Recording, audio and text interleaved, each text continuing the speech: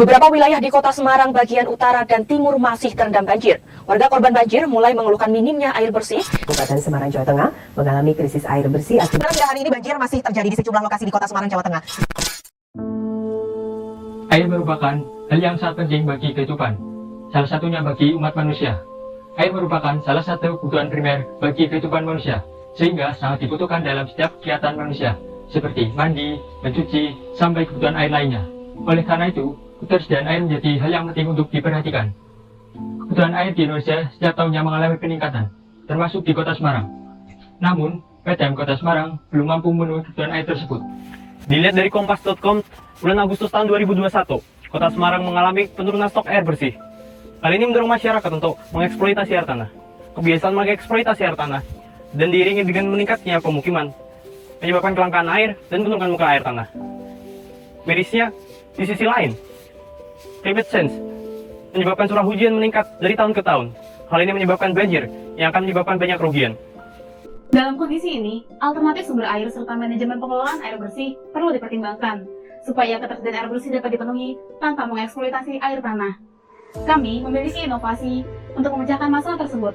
Urban Water Arrangement merupakan sistem pengelolaan air dan penyediaan air bersih yang mengintegrasikan rainwater harvesting, permeable pavement, constructed wetland, serta kolam retensi.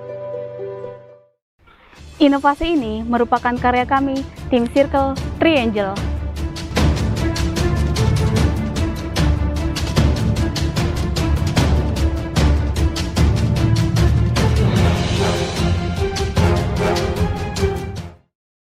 Kami mencoba untuk melakukan studi kasus penerapan Urban Water Arrangement di Perumahan Beringin Asri, Kecamatan Ngalian. Kecamatan Ngalian merupakan daerah yang masih mengandalkan air tanah sebagai air bersih. Penggunaan lahan di Kecamatan Ngalian didominasi oleh kawasan perumahan, yakni sebesar 1.239 hektar. Cara kerja sistem ini yaitu ketika hujan turun, sebagian air akan ditangkap oleh atap setiap rumah. Air hujan yang jatuh ke atap setiap rumah akan mengalir melalui talang air menuju kolam tampungan untuk selanjutnya dilakukan pengolahan agar air hujan tersebut dapat dipakai kembali. Sistem pengolahan air hujan dilakukan di filter station dengan melewati 3 proses penyaringan, yaitu filter pasir, filter mangan zeolit, serta filter karbon.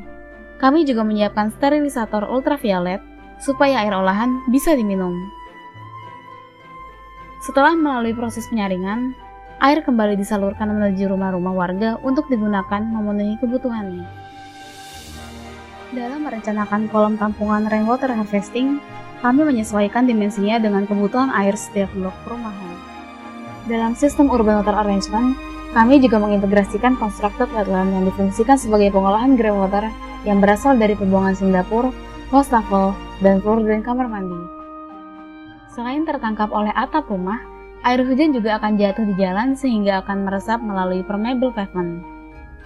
Air yang tidak meresap akan menjadi runoff lalu mengalir melalui drainase existing.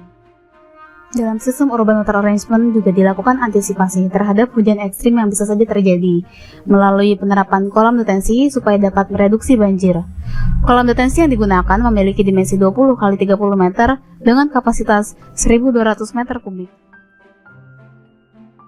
Kelebihan dari sistem Urban Water Arrangement yang kami tawarkan yaitu dapat menghemat kebutuhan air PDAM dalam jumlah yang besar, yaitu senilai 378.754.000 setiap tahunnya. Perhitungan ini berdasarkan satu kawasan perumahan. Berikut ini merupakan perbandingan biaya pengeluaran antara sebelum dan sesudah penerapan Urban Water Arrangement.